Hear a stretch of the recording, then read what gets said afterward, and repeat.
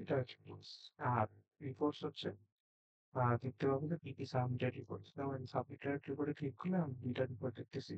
একটা হচ্ছে পেন্ডিং, দুইটা পেন্ডিং আছে, দুইটাই হচ্ছে ইনভাল। আর একটা বলছে ব্যাড অথর, একটা হচ্ছে the management, the management very bad.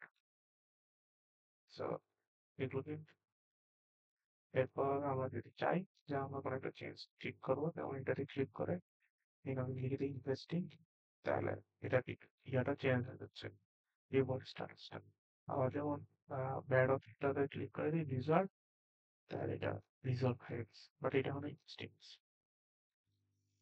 Close করে দিলে এটা ক্লোজ হয়ে গেল। এরপর যদি লগ আউট করে দিই তাহলে আমার এমপ্লয়ি লগ আউট হয়ে, আবার লগ আউট করলে একটা লগ হয়ে যায়। এবার এমপ্লয়ি শেষ। এরপর হচ্ছে ওনার, ওনারে যেমন ওনার লগ ইন করবে,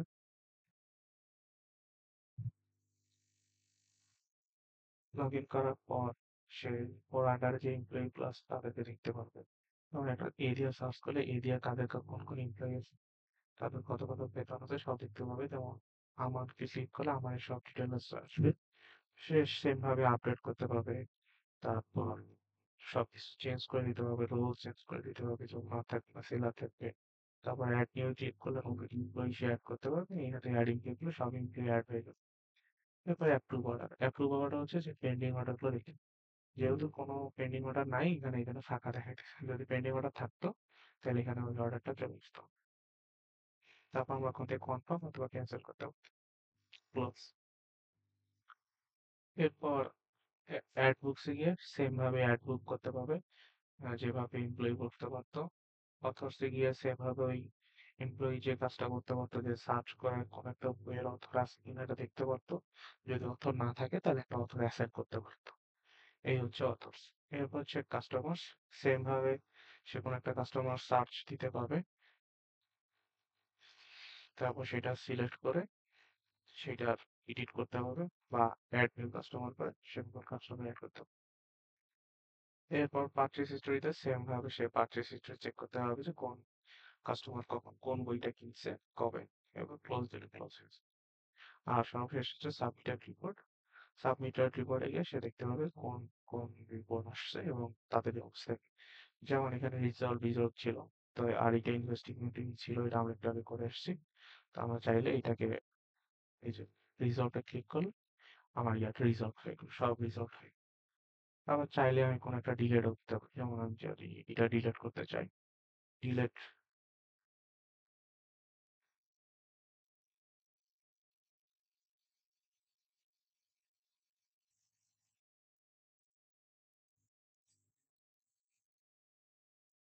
ডিলেট ছিল ঠিক করছি। সাবমিটেড রিপোর্টে গিয়ে সে সাবমিটেড রিপোর্টে ক্লিক করলে সে দেখতে হবে কোন কোন রিপোর্টগুলো আছে। তো কোনো একটা রিপোর্টের বিষয়ে ডিলিট করতে চাই, তো মাঝের রিপোর্টে যদি আমরা ডিলিট করতে ক্লিক করে ডিলিট রিপোর্টে ক্লিক করে রিপোর্ট ডিলিট, তারপরে লগ আউট, তারপর আবার লগ আউট। এবার এমপ্লয়ি শেষ, ওনার শেষ, আর লাস্টেরটা হচ্ছে অথর। অথরে ক্লিক করলে অথরের পাসওয়ার্ড দিয়ে সে অথরের আইডি পাসওয়ার্ড দিয়ে লগ ইন করবে।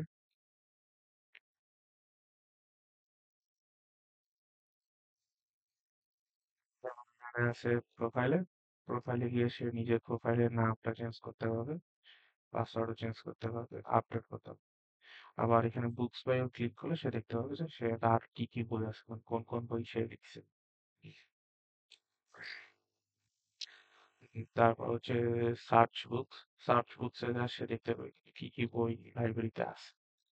বিআই দিয়ে সার্চ করছে, দেখলো এই তিনটা বই আছে।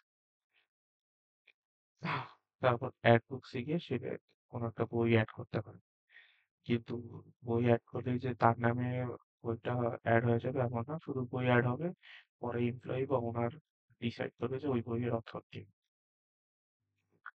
রিপোর্টস এর কাজ হচ্ছে সে সাবমিটেড রিপোর্টে ক্লিক করে সে তার এগেইনস্টে শুধুমাত্র অথর শুধু নিজের এগেইনস্টে কোনো রিপোর্ট আছে কিনা সেটা দেখতে পাবে, বাকি কোনো রিপোর্ট দেখতে পাবে।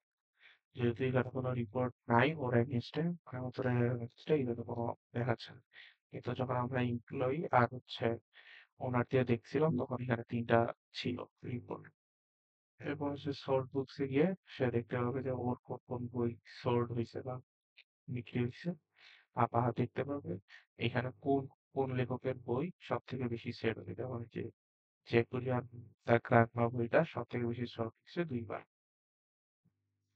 এবার অথর স্টার্টসে গিয়ে সে দেখতে পাবে তার কোন বইটা বেশি বিক্রি হয়েছে, যেমন দ্য লাই তার সব থেকে বেশি হয়েছে 2টা। এবং সে যদি সেলস বাই ক্যাটাগরিতে ক্লিক করে তাহলে কি করবে তার কোন বইটা বেশি সোল্ড হয়েছে, মানে হচ্ছে তার স্টোরি বইটা বেশি সোল্ড হয়েছে। যদি জেন্ডারে ক্লিক করে তাহলে দেখবে যে তার বই সব মেল কিনছে, কোনো ফিমেল কিনতে পারে নাই। আর এজ গ্রুপে যারা ক্লিক করে তারা দেখতে পাবে যে বিলো 20 এই সবাই বইটা কিনছে, মানে যে এই 3জন গ্রাহক বই কিনছে 3জনই ইসের নিচে। এবং এতে ক্লোজ করলে এটা ক্লোজ হয়ে গেল। লগ আউটে ক্লিক করলে লগ আউট আসবে। এই লগ আউটে ক্লিক করলে মেইন লগ ইন পেজে চলে যাবে। আর এখানে যদি নিউ ইউজারে ক্লিক করে তাহলে হচ্ছে লগ ইন করার অপশন পাবে যে 3টা করে ফাঁকা আছে। এবং এখানে যদি কোনো ইউজার নেম না দিয়ে ডাইরেক্ট পাসওয়ার্ডে চলে যায়, ইমেইলে যদি কোনো নর্মাল এমনি কিউআর দেয়, ফোন নাম্বার যদি কোনো রকম কিছু একটা দেয়, আর যদি সিলেক্ট করে সাইন আপ করে সাইন আপ এরর আসবে যে ফিল অল পয়েন্টস কারেক্ট। আমি যদি আমার সব পয়েন্ট ফিল আপও করি তাও এরর আসবে একটা, কারণ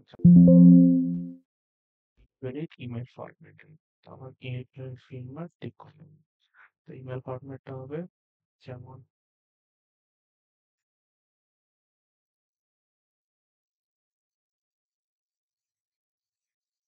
যদি আমরা এখানে ইউজার জাস্ট 786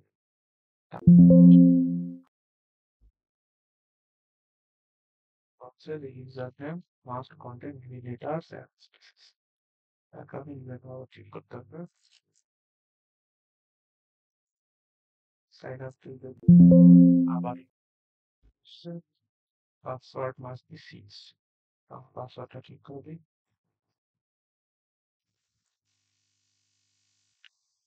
ফোন নাম্বার দিয়ে দিই। তাহলে যদি আবার ইয়া ঠিক করে দিই।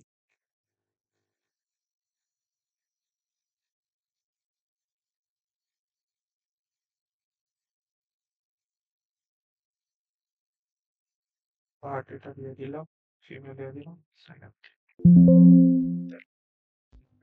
তারপর লেখা হচ্ছে অ্যাকাউন্ট ক্রিয়েটেড সাকসেসফুলি। ওকে, তারপর কি লেখা আছে already have account go back to login. Click করলাম, লগইন পেজে আমার ব্যাক চলে আসে। সো এই হচ্ছে পুরো প্রজেক্ট। আর প্রজেক্টের লাস্ট হচ্ছে শাট অফ। শাট অফে ক্লিক আসবে যে are you sure you want to shut down the application. Yes, ইয়েসে ক্লিক করলাম, অ্যাপ্লিকেশনটা শাট